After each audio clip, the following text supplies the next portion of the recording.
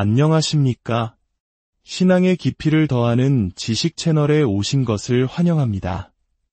우리의 신앙 여정 속에서 우리는 때때로 아주 오래되고 심오한 질문들과 마주하게 됩니다. 그 질문들은 우리 믿음의 근원을 되짚어보게 하고 하느님의 신비에 한 걸음 더 다가서게 만드는 소중한 기회가 되기도 합니다. 오늘 우리가 함께 탐색할 주제는 천년이 넘는 시간 동안 동방교회와 서방교회를 가르는 가장 큰 신학적 논쟁 중 하나로 남아있는 문제입니다. 바로 필리오케라는 한 라틴어 단어에서 시작된 이야기입니다. 이 여정을 시작하기에 앞서 잠시 시간을 내어 저희 채널을 구독해 주시고 이 영상에 좋아요를 눌러주시면 감사하겠습니다. 여러분의 작은 행동 하나하나가 저희가 계속해서 이처럼 의미 있는 영적 탐구를 이어갈 수 있는 큰 힘이 됩니다.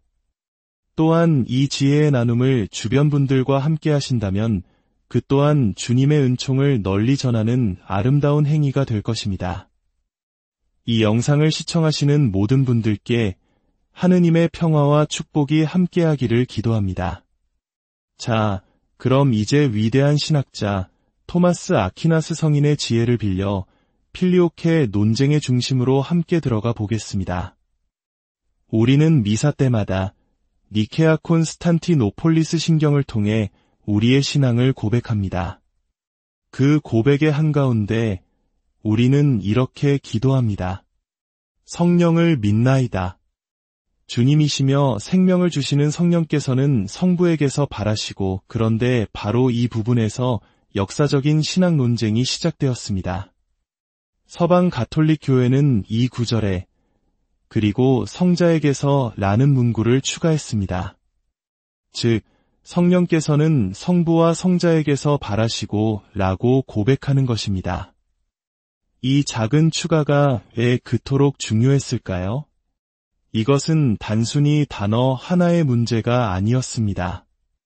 이는 성부, 성자, 성령의 관계, 즉 삼위일체 하느님의 본질에 대한 깊은 이해와 직결되는 문제였기 때문입니다. 동방정교회는 이 추가가 성경에 명시적으로 나타나지 않으며 초대 교회의 공유의 전통을 벗어난 것이라고 강력하게 반대했습니다. 이 논쟁은 1054년 동서교회의 대분열, 즉 그레이트 스키즘의 주요 원인 중 하나가 되었습니다. 오늘 우리는 가톨릭 교회의 위대한 학자 토마스 아퀴나스 성인이 그에 져서 신학대전에서 이 문제를 어떻게 다루었는지 살펴보고자 합니다. 아퀴나스는 먼저 필리오케에 대한 7가지 반대 주장을 제기하고 그 하나하나에 대해 논리적으로 답변하는 방식을 취합니다. 이는 상대방의 주장을 깊이 이해하고 존중하려는 그의 학문적 태도를 보여줍니다.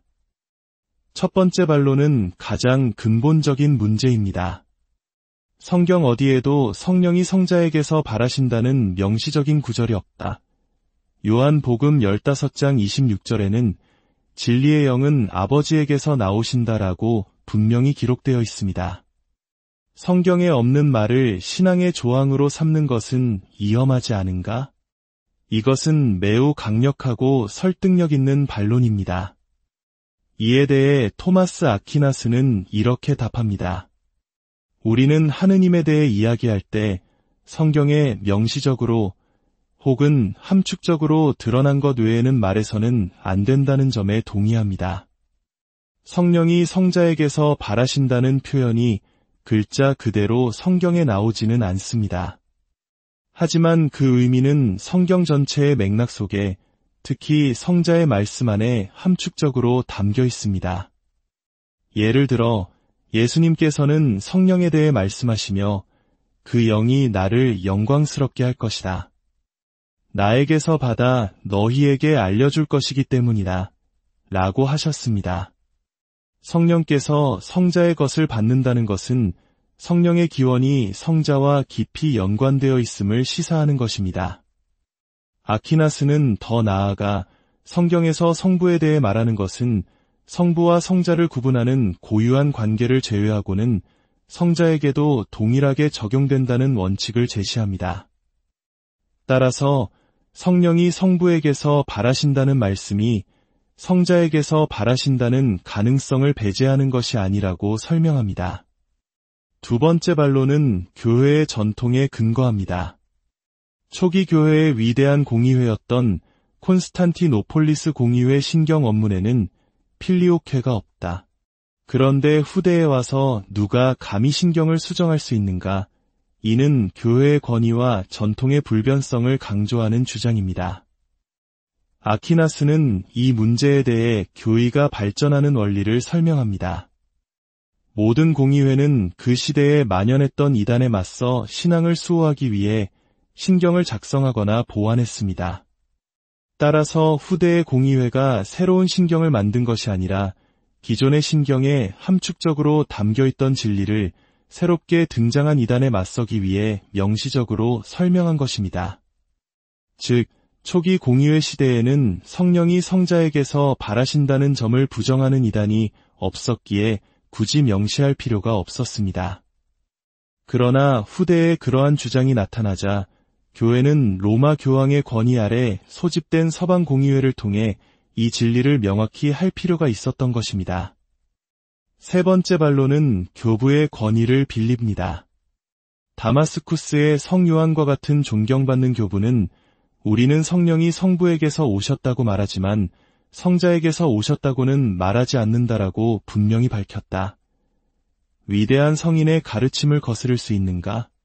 이에 대해 아퀴나스는 솔직하게 인정합니다. 다마스쿠스의 성요한은 네스토리우스파의 영향을 받아 그 문제에 있어서는 오류를 범했다고 말입니다. 아무리 위대한 성인이라 할지라도 교회가 공식적으로 선포하지 않은 신학적 문제에 대해서는 개인적인 견해의 한계를 가질 수 있음을 지적한 것입니다. 이는 진리 앞에서 인간적 권위보다 교회의 보편적인 가르침이 우선함을 보여줍니다. 네 번째 반론은 철학적인 개념을 사용합니다. 성령은 성자 안에 머무신다고 하는데 머무는 곳에서 동시에 나올 수는 없지 않은가? 이는 안주와 발출이라는 개념을 대립시키는 논리입니다. 아퀴나스의 답변은 명쾌합니다. 성령이 성자 안에 머무신다는 것이 성자로부터 발출되지 않는다는 의미는 아닙니다. 성자께서도 성부 안에 머무신다고 하지만 분명히 성부로부터 나시기 때문입니다. 성령이 성자 안에 머무신다는 것은 마치 연인의 사랑이 사랑받는 이 안에 머무는 것처럼 사랑의 관계로서 이해해야 합니다. 또한 예수님께서 세례를 받으실 때 성령이 내려와 그분 위에 머무는 것을 볼 터인데 바로 그분이 성령으로 세례를 주시는 분이다. 라는 말씀처럼 그리스도의 인성과 관련하여 이해할 수도 있습니다. 이외에도 몇 가지 신학적, 철학적 반론들이 이어지지만 토마스 아퀴나스는 삼위일체의 신비 안에서 각 위격의 관계를 통해 일관되게 답변합니다. 그렇다면 토마스 아퀴나스가 제시하는 가장 핵심적인 주장은 무엇일까요? 그것은 바로 관계의 질서입니다. 만약 성자와 성령, 두 위격이 오직 성부 한 분에게서만 직접적으로 발출된다면 이 두 위격을 서로 구별할 방법이 모호해집니다. 성자는 태어남으로, 성령은 나아감으로 구별되지만 그 기원이 오직 성부 한 분이라면 성자와 성령 사이에는 어떤 본질적인 관계나 순서가 존재하지 않게 됩니다. 이는 삼위일체 안에 역동적인 관계를 설명하기 어렵게 만듭니다. 그러나 가톨릭 교회의 가르침처럼 성자는 성부에게서 나시고 성령은 성부와 성자에게서 하나의 원리로서 발출된다고 이해하면 삼위일체 안의 질서가 명확해집니다. 성부는 모든 기원의 원천이시고 성자는 성부에게서 모든 것을 받으시며 성령은 성부와 성자의 상호적인 사랑의 순결과 같이 발출되십니다. 이는 마취점에서 선이 나오고 태양에서 빛이 나오며 샘에서 강이 흐르는 것과 같은 자연스러운 기원의 질서입니다. 아퀴나스는 심지어 동방 정교의 신학자들도 성령은 성자의 영이며 성부를 통해 성자로부터 오신다는 점을 인정한다고 지적합니다. 이는 성자에게서 바라신다는 가톨릭의 가르침과 본질적으로 크게 다르지 않으며 발출이라는 용어에 대한 이해의 차이에서 비롯된 문제일 수 있음을 시사합니다. 사랑하는 형제자매 여러분, 오늘 우리가 살펴본 이 필리오케 논쟁은 단순히 해묵은 신학 다툼이 아닙니다. 이것은 삼위일체라는 우리 신앙의 가장 깊은 신비를 더 온전히 이해하고 사랑하려는 교회의 수천 년에 걸친 열정적인 노력의 증거입니다. 이러한 신학적 탐구가 때로는 멀고 어렵게 느껴질 수 있습니다. 하지만 그 근원에는 하느님을 더 깊이 알고자 하는 순수한 사랑이 자리하고 있습니다. 우리의 일상 속에서 성령을 어떻게 체험하고 계십니까? 성령께서는 성부와 성자의 사랑의 결실로서 바로 지금 우리의 마음속에 부어지고 계십니다. 이 논쟁이 남긴 분열의 아픔을 기억하며 모든 그리스도인의 일치를 위해 함께 기도합시다. 서로의 전통을 존중하고 이해하려는 노력을 통해 언젠가 하나의 목소리로 같은 신앙을 고백할 날이 오기를 희망합니다. 주님, 저희에게 성령을 보내시어 저희를 새롭게 하시고 온 땅을 새롭게 하소서. 성부와 성자의 사랑에 매듭이신 성령께서 저희 모두를 진리 안에서 하나 되게 이끌어 주시기를 기도합니다. 우리 주 예수 그리스도의 은총과 하느님 아버지의 사랑과 성령의 친교가 여러분 모두와 함께하기를. 안녕하십니까? 신앙의 깊이를 더하는 지식 채널에 오신 것을 환영합니다. 우리의 신앙 여정 속에서 우리는 때때로 아주 오래되고 심오한 질문들과 마주하게 됩니다. 그 질문들은 우리 믿음의 근원을 되짚어보게 하고 하느님의 신비에 한 걸음 더 다가서게 만드는 소중한 기회가 되기도 합니다. 오늘 우리가 함께 탐색할 주제는 천년이 넘는 시간 동안 동방교회와 서방교회를 가르는 가장 큰 신학적 논쟁 중 하나로 남아있는 문제입니다. 바로 필리오케라는 한 라틴어 단어에서 시작된 이야기입니다. 이 여정을 시작하기에 앞서 잠시 시간을 내어 저희 채널을 구독해 주시고 이 영상에 좋아요를 눌러주시면 감사하겠습니다. 여러분의 작은 행동 하나하나가 저희가 계속해서 이처럼 의미 있는 영적 탐구를 이어갈 수 있는 큰 힘이 됩니다. 또한 이 지혜의 나눔을 주변 분들과 함께 하신다면 그 또한 주님의 은총을 널리 전하는 아름다운 행위가 될 것입니다. 이 영상을 시청하시는 모든 분들께 하느님의 평화와 축복이 함께하기를 기도합니다. 자, 그럼 이제 위대한 신학자 토마스 아퀴나스 성인의 지혜를 빌려 필리오케 논쟁의 중심으로 함께 들어가 보겠습니다. 우리는 미사 때마다 니케아 콘스탄티노폴리스 신경을 통해 우리의 신앙을 고백합니다. 그 고백의 한가운데 우리는 이렇게 기도합니다. 성령을 믿나이다. 주님이시며 생명을 주시는 성령께서는 성부에게서 발하시고 그런데 바로 이 부분에서 역사적인 신학 논쟁이 시작되었습니다. 서방 가톨릭 교회는 이 구절에 그리고 성자에게서 라는 문구를 추가했습니다. 즉, 성령께서는 성부와 성자에게서 발하시고 라고 고백하는 것입니다. 이 작은 추가가 왜 그토록 중요했을까요? 이것은 단순히 단어 하나의 문제가 아니었습니다. 이는 성부, 성자, 성령의 관계, 즉 삼위일체 하느님의 본질에 대한 깊은 이해와 직결되는 문제였기 때문입니다. 동방정교회는 이 추가가 성경에 명시적으로 나타나지 않으며 초대 교회의 공유의 전통을 벗어난 것이라고 강력하게 반대했습니다. 이 논쟁은 1054년 동서교회의 대분열, 즉 그레이트 스키즘의 주요 원인 중 하나가 되었습니다.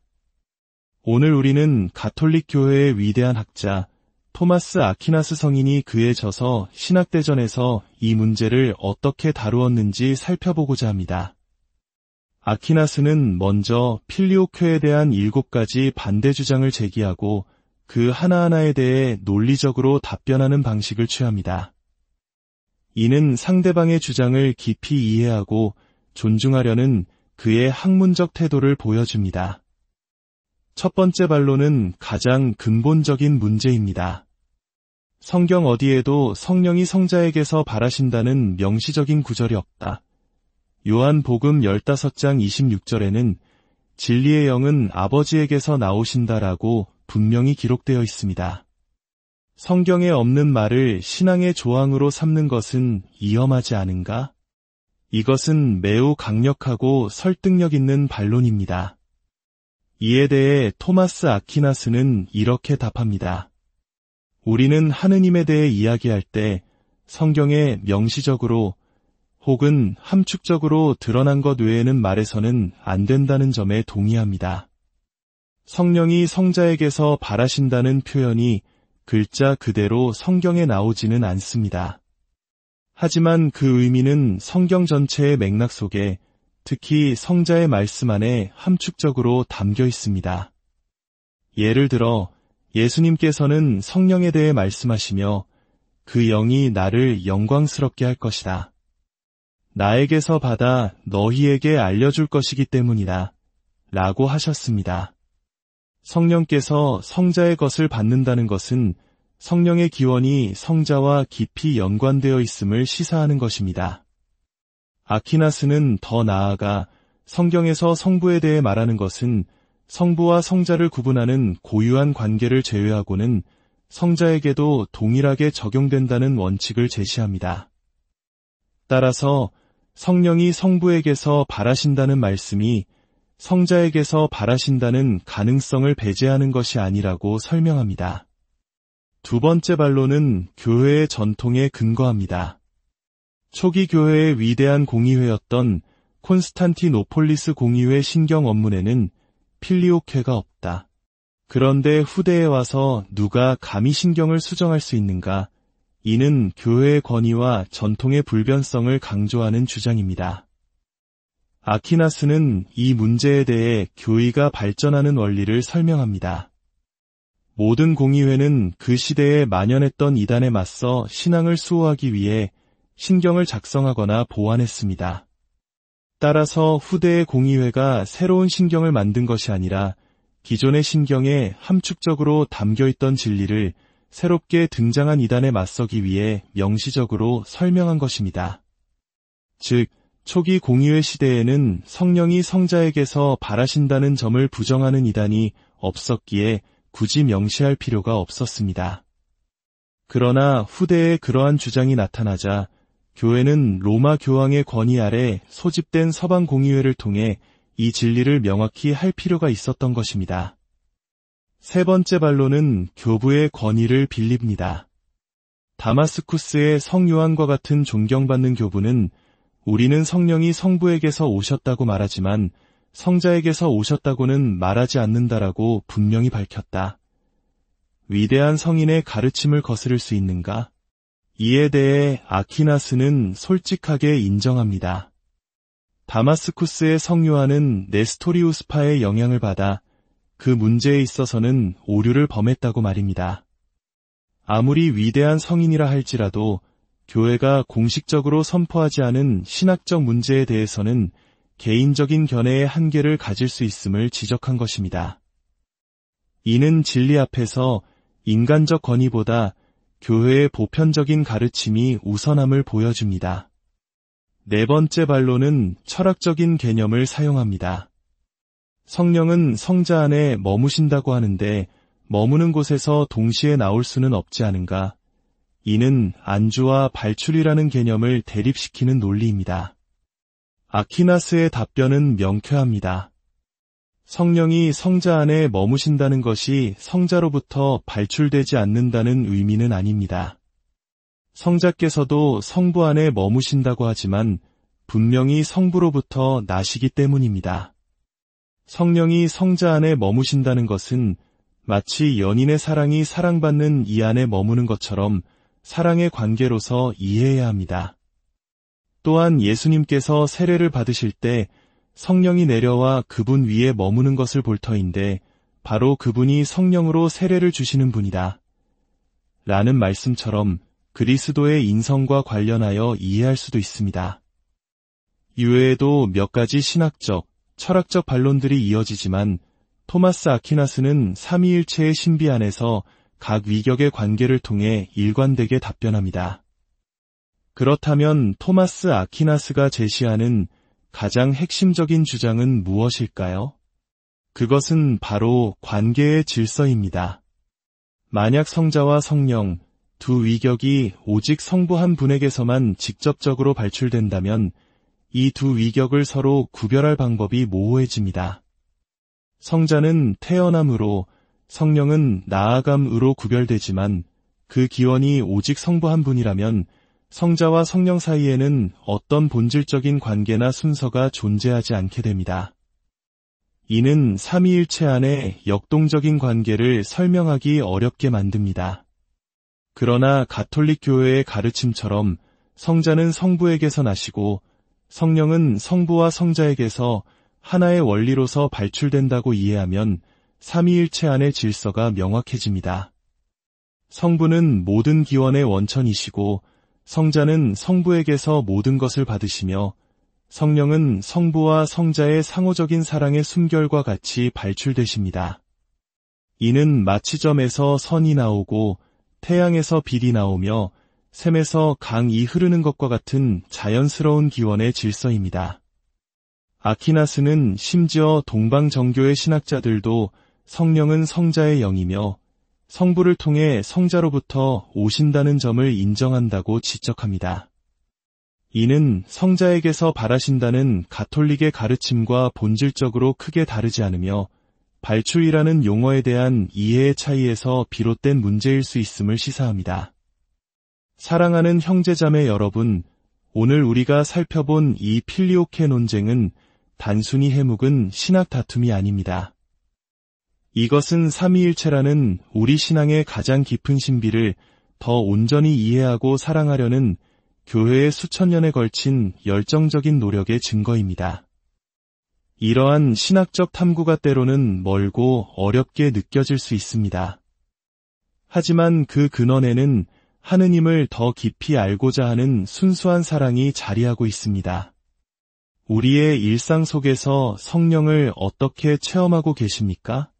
성령께서는 성부와 성자의 사랑의 결실로서 바로 지금 우리의 마음속에 부어지고 계십니다. 이 논쟁이 남긴 분열의 아픔을 기억하며 모든 그리스도인의 일치를 위해 함께 기도합시다. 서로의 전통을 존중하고 이해하려는 노력을 통해 언젠가 하나의 목소리로 같은 신앙을 고백할 날이 오기를 희망합니다. 주님, 저희에게 성령을 보내시어 저희를 새롭게 하시고 온 땅을 새롭게 하소서. 성부와 성자의 사랑에 매듭이신 성령께서 저희 모두를 진리 안에서 하나 되게 이끌어 주시기를 기도합니다. 우리 주 예수 그리스도의 은총과 하느님 아버지의 사랑과 성령의 친교가 여러분 모두와 함께하기를. 안녕하십니까? 신앙의 깊이를 더하는 지식 채널에 오신 것을 환영합니다. 우리의 신앙 여정 속에서 우리는 때때로 아주 오래되고 심오한 질문들과 마주하게 됩니다. 그 질문들은 우리 믿음의 근원을 되짚어보게 하고 하느님의 신비에 한 걸음 더 다가서게 만드는 소중한 기회가 되기도 합니다. 오늘 우리가 함께 탐색할 주제는 천년이 넘는 시간 동안 동방교회와 서방교회를 가르는 가장 큰 신학적 논쟁 중 하나로 남아있는 문제입니다. 바로 필리오케라는 한 라틴어 단어에서 시작된 이야기입니다. 이 여정을 시작하기에 앞서 잠시 시간을 내어 저희 채널을 구독해 주시고 이 영상에 좋아요를 눌러주시면 감사하겠습니다. 여러분의 작은 행동 하나하나가 저희가 계속해서 이처럼 의미 있는 영적 탐구를 이어갈 수 있는 큰 힘이 됩니다. 또한 이 지혜의 나눔을 주변 분들과 함께 하신다면 그 또한 주님의 은총을 널리 전하는 아름다운 행위가 될 것입니다. 이 영상을 시청하시는 모든 분들께 하느님의 평화와 축복이 함께하기를 기도합니다. 자, 그럼 이제 위대한 신학자 토마스 아퀴나스 성인의 지혜를 빌려 필리오케 논쟁의 중심으로 함께 들어가 보겠습니다. 우리는 미사 때마다 니케아 콘스탄티노폴리스 신경을 통해 우리의 신앙을 고백합니다. 그 고백의 한가운데 우리는 이렇게 기도합니다. 성령을 믿나이다. 주님이시며 생명을 주시는 성령께서는 성부에게서 발하시고, 그런데 바로 이 부분에서 역사적인 신학 논쟁이 시작되었습니다. 서방 가톨릭 교회는 이 구절에 그리고 성자에게서 라는 문구를 추가했습니다. 즉, 성령께서는 성부와 성자에게서 발하시고 라고 고백하는 것입니다. 이 작은 추가가 왜 그토록 중요했을까요? 이것은 단순히 단어 하나의 문제가 아니었습니다. 이는 성부, 성자, 성령의 관계, 즉 삼위일체 하느님의 본질에 대한 깊은 이해와 직결되는 문제였기 때문입니다. 동방 정교회는 이 추가가 성경에 명시적으로 나타나지 않으며 초대 교회의 공유의 전통을 벗어난 것이라고 강력하게 반대했습니다. 이 논쟁은 1054년 동서교회의 대분열, 즉 그레이트 스키즘의 주요 원인 중 하나가 되었습니다. 오늘 우리는 가톨릭 교회의 위대한 학자 토마스 아퀴나스 성인이 그에 져서 신학대전에서 이 문제를 어떻게 다루었는지 살펴보고자 합니다. 아퀴나스는 먼저 필리오케에 대한 7가지 반대 주장을 제기하고 그 하나하나에 대해 논리적으로 답변하는 방식을 취합니다. 이는 상대방의 주장을 깊이 이해하고 존중하려는 그의 학문적 태도를 보여줍니다. 첫 번째 반론은 가장 근본적인 문제입니다. 성경 어디에도 성령이 성자에게서 발하신다는 명시적인 구절이 없다. 요한복음 15장 26절에는 진리의 영은 아버지에게서 나오신다라고 분명히 기록되어 있습니다. 성경에 없는 말을 신앙의 조항으로 삼는 것은 위험하지 않은가? 이것은 매우 강력하고 설득력 있는 반론입니다. 이에 대해 토마스 아퀴나스는 이렇게 답합니다. 우리는 하느님에 대해 이야기할 때 성경에 명시적으로 혹은 함축적으로 드러난 것 외에는 말해서는 안 된다는 점에 동의합니다. 성령이 성자에게서 발하신다는 표현이 글자 그대로 성경에 나오지는 않습니다. 하지만 그 의미는 성경 전체의 맥락 속에 특히 성자의 말씀 안에 함축적으로 담겨 있습니다. 예를 들어 예수님께서는 성령에 대해 말씀하시며 그 영이 나를 영광스럽게 할 것이다. 나에게서 받아 너희에게 알려줄 것이기 때문이다. 라고 하셨습니다. 성령께서 성자의 것을 받는다는 것은 성령의 기원이 성자와 깊이 연관되어 있음을 시사하는 것입니다. 아퀴나스는 더 나아가 성경에서 성부에 대해 말하는 것은 성부와 성자를 구분하는 고유한 관계를 제외하고는 성자에게도 동일하게 적용된다는 원칙을 제시합니다. 따라서 성령이 성부에게서 발하신다는 말씀이 성자에게서 발하신다는 가능성을 배제하는 것이 아니라고 설명합니다.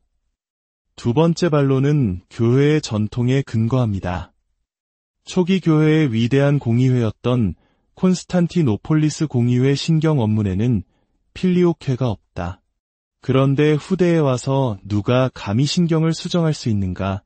이는 교회의 권위와 전통의 불변성을 강조하는 주장입니다. 아퀴나스는 이 문제에 대해 교의가 발전하는 원리를 설명합니다. 모든 공의회는 그 시대에 만연했던 이단에 맞서 신앙을 수호하기 위해 신경을 작성하거나 보완했습니다. 따라서 후대의 공의회가 새로운 신경을 만든 것이 아니라 기존의 신경에 함축적으로 담겨있던 진리를 새롭게 등장한 이단에 맞서기 위해 명시적으로 설명한 것입니다. 즉, 초기 공의회 시대에는 성령이 성자에게서 발하신다는 점을 부정하는 이단이 없었기에 굳이 명시할 필요가 없었습니다. 그러나 후대에 그러한 주장이 나타나자 교회는 로마 교황의 권위 아래 소집된 서방 공의회를 통해 이 진리를 명확히 할 필요가 있었던 것입니다. 세 번째 반론은 교부의 권위를 빌립니다. 다마스쿠스의 성요한과 같은 존경받는 교부는 우리는 성령이 성부에게서 오셨다고 말하지만 성자에게서 오셨다고는 말하지 않는다라고 분명히 밝혔다. 위대한 성인의 가르침을 거스를 수 있는가? 이에 대해 아퀴나스는 솔직하게 인정합니다. 다마스쿠스의 성요한은 네스토리우스파의 영향을 받아 그 문제에 있어서는 오류를 범했다고 말입니다. 아무리 위대한 성인이라 할지라도 교회가 공식적으로 선포하지 않은 신학적 문제에 대해서는 개인적인 견해의 한계를 가질 수 있음을 지적한 것입니다. 이는 진리 앞에서 인간적 권위보다 교회의 보편적인 가르침이 우선함을 보여줍니다. 네 번째 반론은 철학적인 개념을 사용합니다. 성령은 성자 안에 머무신다고 하는데 머무는 곳에서 동시에 나올 수는 없지 않은가? 이는 안주와 발출이라는 개념을 대립시키는 논리입니다. 아퀴나스의 답변은 명쾌합니다. 성령이 성자 안에 머무신다는 것이 성자로부터 발출되지 않는다는 의미는 아닙니다. 성자께서도 성부 안에 머무신다고 하지만 분명히 성부로부터 나시기 때문입니다. 성령이 성자 안에 머무신다는 것은 마치 연인의 사랑이 사랑받는 이 안에 머무는 것처럼 사랑의 관계로서 이해해야 합니다. 또한 예수님께서 세례를 받으실 때 성령이 내려와 그분 위에 머무는 것을 볼 터인데 바로 그분이 성령으로 세례를 주시는 분이다. 라는 말씀처럼 그리스도의 인성과 관련하여 이해할 수도 있습니다. 이외에도 몇 가지 신학적, 철학적 반론들이 이어지지만 토마스 아퀴나스는 삼위일체의 신비 안에서 각 위격의 관계를 통해 일관되게 답변합니다. 그렇다면 토마스 아퀴나스가 제시하는 가장 핵심적인 주장은 무엇일까요? 그것은 바로 관계의 질서입니다. 만약 성자와 성령, 두 위격이 오직 성부 한 분에게서만 직접적으로 발출된다면 이 두 위격을 서로 구별할 방법이 모호해집니다. 성자는 태어남으로, 성령은 나아감으로 구별되지만 그 기원이 오직 성부 한 분이라면 성자와 성령 사이에는 어떤 본질적인 관계나 순서가 존재하지 않게 됩니다. 이는 삼위일체 안에 역동적인 관계를 설명하기 어렵게 만듭니다. 그러나 가톨릭 교회의 가르침처럼 성자는 성부에게서 나시고 성령은 성부와 성자에게서 하나의 원리로서 발출된다고 이해하면 삼위일체 안의 질서가 명확해집니다. 성부는 모든 기원의 원천이시고 성자는 성부에게서 모든 것을 받으시며 성령은 성부와 성자의 상호적인 사랑의 숨결과 같이 발출되십니다. 이는 마취점에서 선이 나오고 태양에서 빛이 나오며 샘에서 강이 흐르는 것과 같은 자연스러운 기원의 질서입니다. 아퀴나스는 심지어 동방 정교의 신학자들도 성령은 성자의 영이며 성부를 통해 성자로부터 오신다는 점을 인정한다고 지적합니다. 이는 성자에게서 발하신다는 가톨릭의 가르침과 본질적으로 크게 다르지 않으며 발출이라는 용어에 대한 이해의 차이에서 비롯된 문제일 수 있음을 시사합니다. 사랑하는 형제자매 여러분, 오늘 우리가 살펴본 이 필리오케 논쟁은 단순히 해묵은 신학 다툼이 아닙니다. 이것은 삼위일체라는 우리 신앙의 가장 깊은 신비를 더 온전히 이해하고 사랑하려는 교회의 수천 년에 걸친 열정적인 노력의 증거입니다. 이러한 신학적 탐구가 때로는 멀고 어렵게 느껴질 수 있습니다.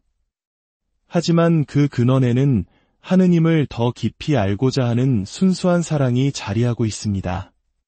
우리의 일상 속에서 성령을 어떻게 체험하고 계십니까? 성령께서는 성부와 성자의 사랑의 결실로서 바로 지금 우리의 마음속에 부어지고 계십니다. 이 논쟁이 남긴 분열의 아픔을 기억하며 모든 그리스도인의 일치를 위해 함께 기도합시다. 서로의 전통을 존중하고 이해하려는 노력을 통해 언젠가 하나의 목소리로 같은 신앙을 고백할 날이 오기를 희망합니다. 주님, 저희에게 성령을 보내시어 저희를 새롭게 하시고 온 땅을 새롭게 하소서. 성부와 성자의 사랑에 매듭이신 성령께서 저희 모두를 진리 안에서 하나 되게 이끌어 주시기를 기도합니다. 우리 주 예수 그리스도의 은총과 하느님 아버지의 사랑과 성령의 친교가 여러분 모두와 함께하기를. 안녕하십니까? 신앙의 깊이를 더하는 지식 채널에 오신 것을 환영합니다. 우리의 신앙 여정 속에서 우리는 때때로 아주 오래되고 심오한 질문들과 마주하게 됩니다. 그 질문들은 우리 믿음의 근원을 되짚어보게 하고 하느님의 신비에 한 걸음 더 다가서게 만드는 소중한 기회가 되기도 합니다. 오늘 우리가 함께 탐색할 주제는 1000년이 넘는 시간 동안 동방교회와 서방교회를 가르는 가장 큰 신학적 논쟁 중 하나로 남아있는 문제입니다. 바로 필리오케라는 한 라틴어 단어에서 시작된 이야기입니다. 이 여정을 시작하기에 앞서 잠시 시간을 내어 저희 채널을 구독해 주시고 이 영상에 좋아요를 눌러주시면 감사하겠습니다. 여러분의 작은 행동 하나하나가 저희가 계속해서 이처럼 의미 있는 영적 탐구를 이어갈 수 있는 큰 힘이 됩니다. 또한 이 지혜의 나눔을 주변 분들과 함께 하신다면 그 또한 주님의 은총을 널리 전하는 아름다운 행위가 될 것입니다. 이 영상을 시청하시는 모든 분들께 하느님의 평화와 축복이 함께하기를 기도합니다. 자, 그럼 이제 위대한 신학자 토마스 아퀴나스 성인의 지혜를 빌려 필리오케 논쟁의 중심으로 함께 들어가 보겠습니다. 우리는 미사 때마다 니케아 콘스탄티노폴리스 신경을 통해 우리의 신앙을 고백합니다. 그 고백의 한가운데 우리는 이렇게 기도합니다. 성령을 믿나이다. 주님이시며 생명을 주시는 성령께서는 성부에게서 발하시고 그런데 바로 이 부분에서 역사적인 신학 논쟁이 시작되었습니다. 서방 가톨릭 교회는 이 구절에 그리고 성자에게서 라는 문구를 추가했습니다. 즉, 성령께서는 성부와 성자에게서 발하시고 라고 고백하는 것입니다. 이 작은 추가가 왜 그토록 중요했을까요?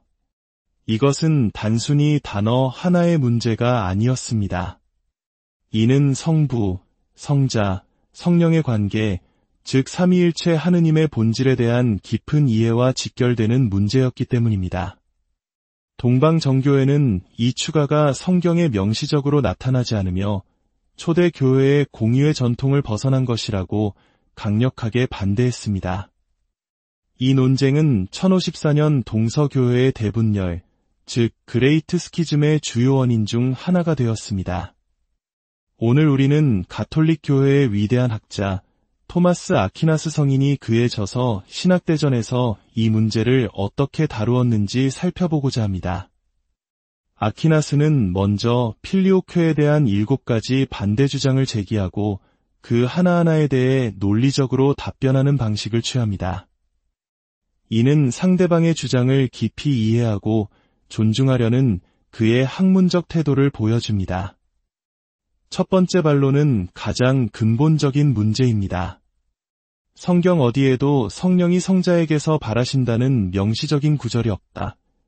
요한복음 15장 26절에는 진리의 영은 아버지에게서 나오신다라고 분명히 기록되어 있습니다. 성경에 없는 말을 신앙의 조항으로 삼는 것은 위험하지 않은가?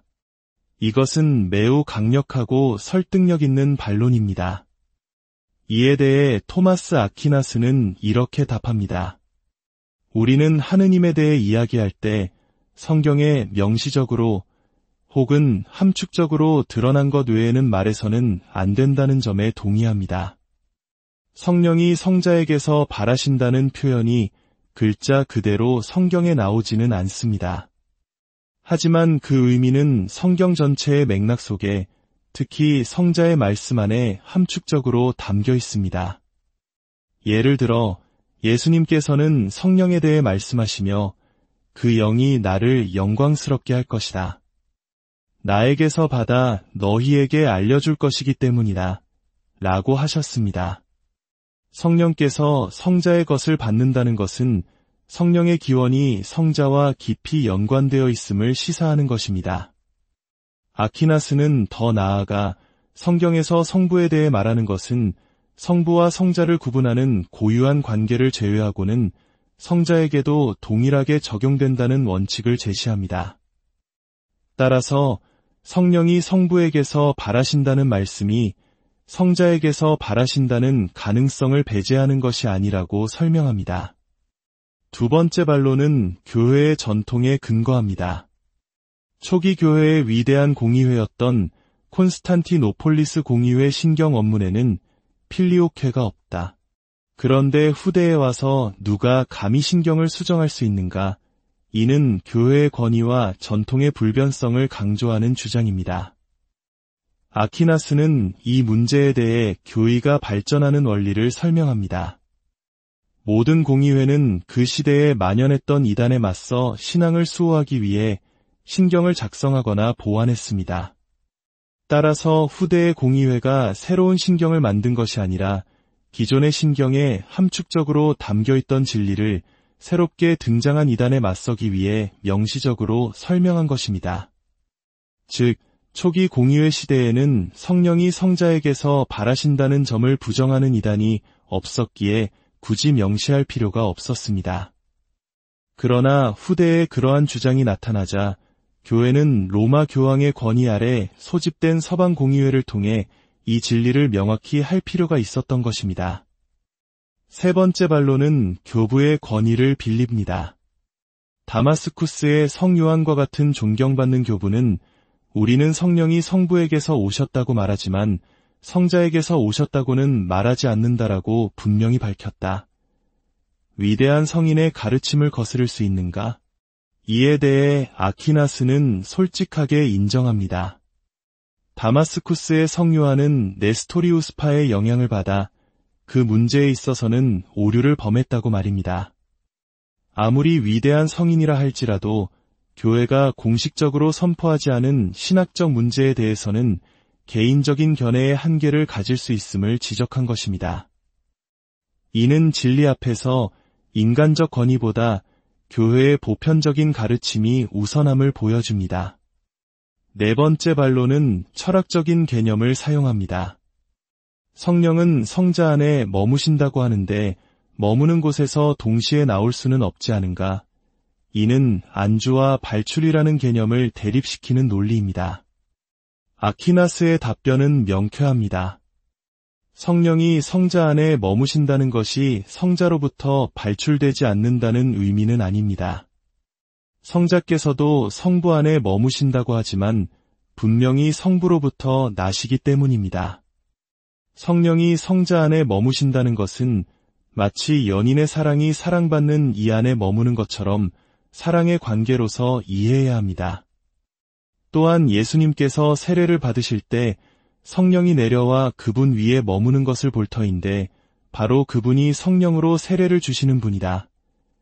라는 말씀처럼 그리스도의 인성과 관련하여 이해할 수도 있습니다. 이외에도 몇 가지 신학적, 철학적 반론들이 이어지지만 토마스 아퀴나스는 삼위일체의 신비 안에서 각 위격의 관계를 통해 일관되게 답변합니다. 그렇다면 토마스 아퀴나스가 제시하는 가장 핵심적인 주장은 무엇일까요? 그것은 바로 관계의 질서입니다. 만약 성자와 성령, 두 위격이 오직 성부 한 분에게서만 직접적으로 발출된다면 이 두 위격을 서로 구별할 방법이 모호해집니다. 성자는 태어남으로, 성령은 나아감으로 구별되지만 그 기원이 오직 성부 한 분이라면 성자와 성령 사이에는 어떤 본질적인 관계나 순서가 존재하지 않게 됩니다. 이는 삼위일체 안에 역동적인 관계를 설명하기 어렵게 만듭니다. 그러나 가톨릭 교회의 가르침처럼 성자는 성부에게서 나시고 성령은 성부와 성자에게서 하나의 원리로서 발출된다고 이해하면 삼위일체 안의 질서가 명확해집니다. 성부는 모든 기원의 원천이시고 성자는 성부에게서 모든 것을 받으시며 성령은 성부와 성자의 상호적인 사랑의 순결과 같이 발출되십니다. 이는 마취점에서 선이 나오고 태양에서 빛이 나오며 샘에서 강이 흐르는 것과 같은 자연스러운 기원의 질서입니다. 아퀴나스는 심지어 동방정교의 신학자들도 성령은 성자의 영이며 성부를 통해 성자로부터 오신다는 점을 인정한다고 지적합니다. 이는 성자에게서 발하신다는 가톨릭의 가르침과 본질적으로 크게 다르지 않으며 발출이라는 용어에 대한 이해의 차이에서 비롯된 문제일 수 있음을 시사합니다. 사랑하는 형제자매 여러분, 오늘 우리가 살펴본 이 필리오케 논쟁은 단순히 해묵은 신학 다툼이 아닙니다. 이것은 삼위일체라는 우리 신앙의 가장 깊은 신비를 더 온전히 이해하고 사랑하려는 교회의 수천 년에 걸친 열정적인 노력의 증거입니다. 이러한 신학적 탐구가 때로는 멀고 어렵게 느껴질 수 있습니다. 하지만 그 근원에는 하느님을 더 깊이 알고자 하는 순수한 사랑이 자리하고 있습니다. 우리의 일상 속에서 성령을 어떻게 체험하고 계십니까? 성령께서는 성부와 성자의 사랑의 결실로서 바로 지금 우리의 마음속에 부어지고 계십니다. 이 논쟁이 남긴 분열의 아픔을 기억하며 모든 그리스도인의 일치를 위해 함께 기도합시다. 서로의 전통을 존중하고 이해하려는 노력을 통해 언젠가 하나의 목소리로 같은 신앙을 고백할 날이 오기를 희망합니다. 주님, 저희에게 성령을 보내시어 저희를 새롭게 하시고 온 땅을 새롭게 하소서. 성부와 성자의 사랑에 매듭이신 성령께서 저희 모두를 진리 안에서 하나 되게 이끌어 주시기를 기도합니다. 우리 주 예수 그리스도의 은총과 하느님 아버지의 사랑과 성령의 친교가 여러분 모두와 함께하기를. 안녕하십니까? 신앙의 깊이를 더하는 지식 채널에 오신 것을 환영합니다. 우리의 신앙 여정 속에서 우리는 때때로 아주 오래되고 심오한 질문들과 마주하게 됩니다. 그 질문들은 우리 믿음의 근원을 되짚어보게 하고 하느님의 신비에 한 걸음 더 다가서게 만드는 소중한 기회가 되기도 합니다. 오늘 우리가 함께 탐색할 주제는 1000년이 넘는 시간 동안 동방교회와 서방교회를 가르는 가장 큰 신학적 논쟁 중 하나로 남아있는 문제입니다. 바로 필리오케라는 한 라틴어 단어에서 시작된 이야기입니다. 이 여정을 시작하기에 앞서 잠시 시간을 내어 저희 채널을 구독해 주시고 이 영상에 좋아요를 눌러주시면 감사하겠습니다. 여러분의 작은 행동 하나하나가 저희가 계속해서 이처럼 의미 있는 영적 탐구를 이어갈 수 있는 큰 힘이 됩니다. 또한 이 지혜의 나눔을 주변 분들과 함께 하신다면 그 또한 주님의 은총을 널리 전하는 아름다운 행위가 될 것입니다. 이 영상을 시청하시는 모든 분들께 하느님의 평화와 축복이 함께하기를 기도합니다. 자, 그럼 이제 위대한 신학자 토마스 아퀴나스 성인의 지혜를 빌려 필리오케 논쟁의 중심으로 함께 들어가 보겠습니다. 우리는 미사 때마다 니케아 콘스탄티노폴리스 신경을 통해 우리의 신앙을 고백합니다. 그 고백의 한가운데 우리는 이렇게 기도합니다. 성령을 믿나이다. 주님이시며 생명을 주시는 성령께서는 성부에게서 발하시고 그런데 바로 이 부분에서 역사적인 신학 논쟁이 시작되었습니다. 서방 가톨릭 교회는 이 구절에 그리고 성자에게서 라는 문구를 추가했습니다. 즉, 성령께서는 성부와 성자에게서 발하시고 라고 고백하는 것입니다. 이 작은 추가가 왜 그토록 중요했을까요? 이것은 단순히 단어 하나의 문제가 아니었습니다. 이는 성부, 성자, 성령의 관계, 즉 삼위일체 하느님의 본질에 대한 깊은 이해와 직결되는 문제였기 때문입니다. 동방정교회는 이 추가가 성경에 명시적으로 나타나지 않으며 초대 교회의 공유의 전통을 벗어난 것이라고 강력하게 반대했습니다. 이 논쟁은 1054년 동서교회의 대분열, 즉 그레이트 스키즘의 주요 원인 중 하나가 되었습니다. 오늘 우리는 가톨릭 교회의 위대한 학자 토마스 아퀴나스 성인이 그에 져서 신학대전에서 이 문제를 어떻게 다루었는지 살펴보고자 합니다. 아퀴나스는 먼저 필리오케에 대한 7가지 반대 주장을 제기하고 그 하나하나에 대해 논리적으로 답변하는 방식을 취합니다. 이는 상대방의 주장을 깊이 이해하고 존중하려는 그의 학문적 태도를 보여줍니다. 첫 번째 반론은 가장 근본적인 문제입니다. 성경 어디에도 성령이 성자에게서 발하신다는 명시적인 구절이 없다. 요한복음 15장 26절에는 진리의 영은 아버지에게서 나오신다라고 분명히 기록되어 있습니다. 성경에 없는 말을 신앙의 조항으로 삼는 것은 위험하지 않은가? 이것은 매우 강력하고 설득력 있는 반론입니다. 이에 대해 토마스 아퀴나스는 이렇게 답합니다. 우리는 하느님에 대해 이야기할 때 성경에 명시적으로 혹은 함축적으로 드러난 것 외에는 말해서는 안 된다는 점에 동의합니다.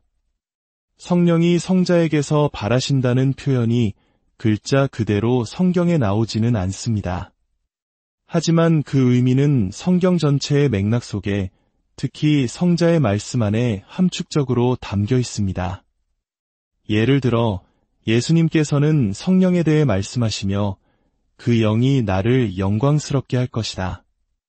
나에게서 받아 너희에게 알려줄 것이기 때문이다. 라고 하셨습니다. 성령께서 성자의 것을 받는다는 것은 성령의 기원이 성자와 깊이 연관되어 있음을 시사하는 것입니다. 아퀴나스는 더 나아가 성경에서 성부에 대해 말하는 것은 성부와 성자를 구분하는 고유한 관계를 제외하고는 성자에게도 동일하게 적용된다는 원칙을 제시합니다.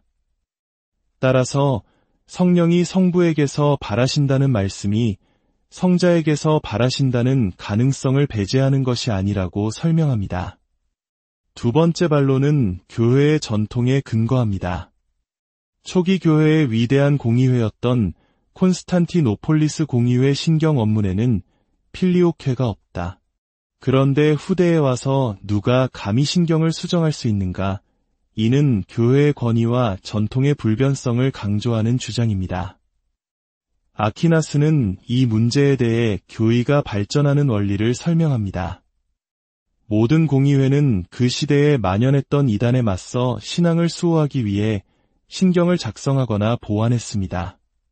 따라서 후대의 공의회가 새로운 신경을 만든 것이 아니라 기존의 신경에 함축적으로 담겨있던 진리를 새롭게 등장한 이단에 맞서기 위해 명시적으로 설명한 것입니다. 즉, 초기 공의회 시대에는 성령이 성자에게서 발하신다는 점을 부정하는 이단이 없었기에 굳이 명시할 필요가 없었습니다. 그러나 후대에 그러한 주장이 나타나자 교회는 로마 교황의 권위 아래 소집된 서방 공의회를 통해 이 진리를 명확히 할 필요가 있었던 것입니다. 세 번째 반론은 교부의 권위를 빌립니다. 다마스쿠스의 성요한과 같은 존경받는 교부는 우리는 성령이 성부에게서 오셨다고 말하지만 성자에게서 오셨다고는 말하지 않는다라고 분명히 밝혔다. 위대한 성인의 가르침을 거스를 수 있는가? 이에 대해 아퀴나스는 솔직하게 인정합니다.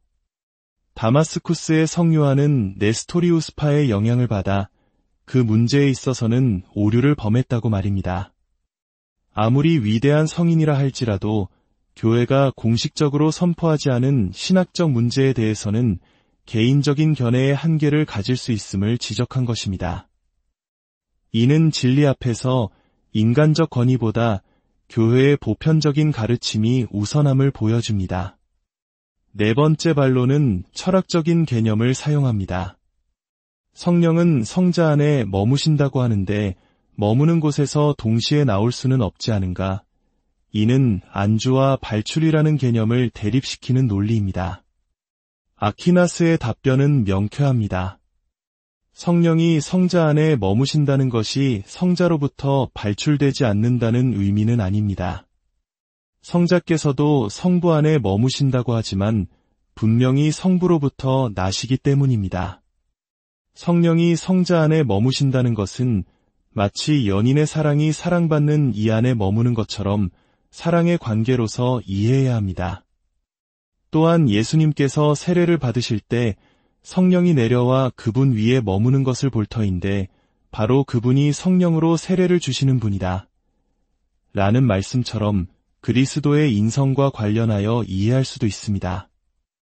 이외에도 몇 가지 신학적, 철학적 반론들이 이어지지만 토마스 아퀴나스는 삼위일체의 신비 안에서 각 위격의 관계를 통해 일관되게 답변합니다. 그렇다면 토마스 아퀴나스가 제시하는 가장 핵심적인 주장은 무엇일까요? 그것은 바로 관계의 질서입니다. 만약 성자와 성령, 두 위격이 오직 성부 한 분에게서만 직접적으로 발출된다면 이 두 위격을 서로 구별할 방법이 모호해집니다. 성자는 태어남으로, 성령은 나아감으로 구별되지만 그 기원이 오직 성부 한 분이라면 성자와 성령 사이에는 어떤 본질적인 관계나 순서가 존재하지 않게 됩니다. 이는 삼위일체 안에 역동적인 관계를 설명하기 어렵게 만듭니다. 그러나 가톨릭 교회의 가르침처럼 성자는 성부에게서 나시고 성령은 성부와 성자에게서 하나의 원리로서 발출된다고 이해하면 삼위일체 안의 질서가 명확해집니다. 성부는 모든 기원의 원천이시고 성자는 성부에게서 모든 것을 받으시며 성령은 성부와 성자의 상호적인 사랑의 숨결과 같이 발출되십니다. 이는 마취점에서 선이 나오고 태양에서 빛이 나오며 샘에서 강이 흐르는 것과 같은 자연스러운 기원의 질서입니다. 아퀴나스는 심지어 동방정교의 신학자들도 성령은 성자의 영이며 성부를 통해 성자로부터 오신다는 점을 인정한다고 지적합니다.